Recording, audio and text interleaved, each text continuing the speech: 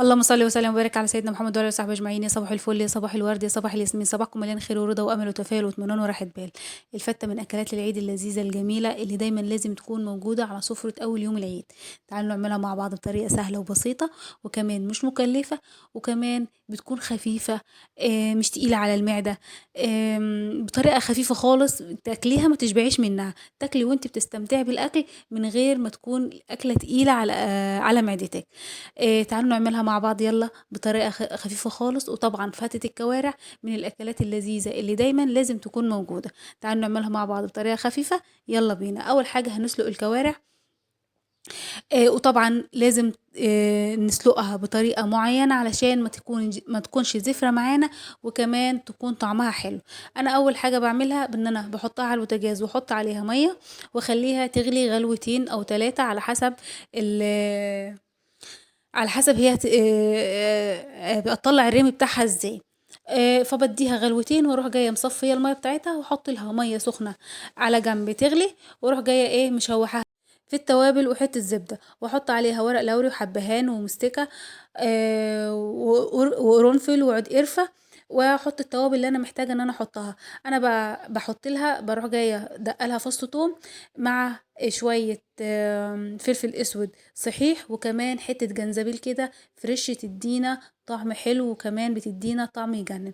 وهنزل طبعا عليها بالخضار بتاعي، قرن فلفل، وكمان طماطمايه، وكمان بصلايه، وطبعا عود روزماري كده يطعم لنا الجو. وهنزل عليها بقى بالميه السخنه واسيبها بقى على نار هاديه تغلي، واسيبها على نار هاديه لحد ما تستوي.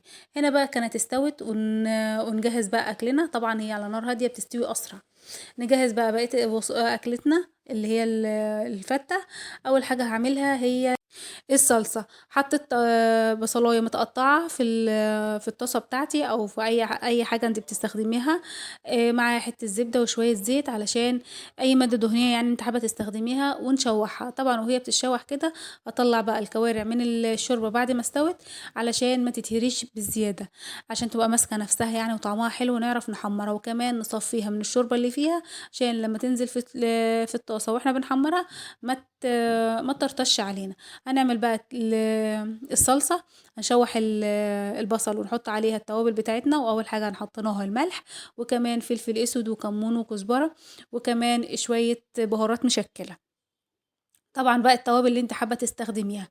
وهنزل بقى بالطماطم بتاعتي المضروبه في الخلاط عادي خالص. يعني مثلا لو انت عندك طماطم مسبكه برضه هتسهل عليكي الموضوع. هنقلها بقى على عين تانية ونعمل شويه رز بشعريه. حابه ان انت تعملي رز ابيض عادي، تمام. مش حابه، بس انا جوزي بيحب الرز بشعريه في الفته. فلو عايزين تعملوا رز ابيض، هي اساسا رزها الابيض لوحده كده من غير اي اضافات عليها، بس هو بقى بيحب الرز بشعريه. فعملت بقى حمرت الشعرية ونزلت عليها بالرز، اديتها تشويحة وكمان بالملح، واديتها تشويحة كده لحد ما اتغلفت بالمادة الدهنية اللي انا حطيتها. وكمان هنزل عليها بالمية بتاعتي واسيبها بقى على نار عالية دقيقتين تلاتة لحد ما تتشرب المية اللي انا حطيتها، واوطي عليها على نار هادية خالص، واسيبها تستوي واسيبه يستوي براحته. في الحالة ديت بقى انا بروح جايبة العيش بتاعي، او مثلا لو انت مش حابة تعملي بالعيش تعملي بالرقاق برضو. ما انا هعمل الاتنين. فهحمر بس العيش في الفرن. هقطعه كده بالمقص قطع صغيره علشان ما ياخدش معايا وقت في التحميص يعني.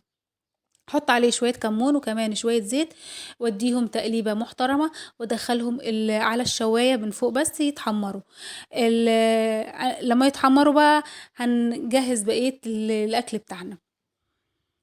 هدخلهم الفرن بس ولعت الشوايه ودخلتهم الفرن يتحمصوا معايا. وهنا الرز استوى هنشيله ونعمل بقى ال الدقه او الطشه بتاعت الفت. نزلت كده بشويه توم محترمين كده، وكمان عليهم معلقه سمنه بلدي، يا سلام عليها، مدية طعم يجنن للفتة. وكمان طبعا الزيت على البوتاجاز علشان نحمر الكوارع. طبعا لازم هنا الكوارع لازم تتغطى علشان ما تطرطش زيت، لانها بتطرطش زيت جامد. لو انت مش حابه ان انت تحمريها ممكن تحمرها في الزيت، يعني ممكن تدهنيها ماده دهنيه وتدخليها الفرن تتحمر في الفرن. بس احنا بنحبها متحمره في الزيت كده، دي الحاجه الوحيده اللي بنحبها متحمره في الزيت. هنعمل بقى نحمر التوم، نخليه يا دوبك ياخد اللون الجلد الخفيف ده، ما نزودش في تحمير التوم، يعني مش نخليه يغمق علشان ما يمررش منك. اول ما ياخد كده اللون الجلد الخفيف اللي انتوا شايفينه ده، هنزل بالكزبره وعليهم على طول الخل. طبعا انا هنا بقى بنزل بالعيش المحمص، الحته ديت بتخليها خفيفه، بيخلي الفته بتاعتي خفيفه خالص. فدي كانت اخر حاجه عملناها. تعالوا بقى نغرف الفته بتاعتنا ونشوف غرفناها ازاي. اول حاجه كده قطعت الرقاق. انا عملتها بالاتنين علشان اللي مش حابه تعمل بالرقاق ممكن تعمل بالعيش، وممكن لو مش حابه بالعيش ممكن تعمل بالرقاق. يعني اللي انت حباه تستخدميه استخدميه. انا قطعت الرقاق ونزلت عليه بالعيش المتحمص، وطبعا شارب الطشه بتاعت الفته. لو انت مش حابه تستخدمي العيش ممكن تعملي الطشه لوحدها كده وتنزلي عليها بقى في الاخر خالص. احنا عملناها في الفيديو قبل كده لما كنت عاملين الفته باللحمه، فممكن ترجعي للفيديو وتشوفيه. هنا بقى هنزل بقى بالصلصه بتاعتي، وتحطيها بالطريقه اللي انت حابه تستخدميها بيها، او اللي انت حابه تزينيها يعني، او تحطي الجرنش بتاعك. هنزل بقى بكبشتين 3 شوربه كده وخلاص كده، وانزل بقى بالكوارع بتاعتي. شايفين الجمال بعد ما اتحمرت؟ ده الفته على اصولها. يلا بقى روحي اعملي لايك وشير وسبسكرايب لمطبخ سمسم علشان يوصلك كل فيديوهاتي. وكمان ما تنسينيش في كومنت لذيذ من كومنتاتك. باي.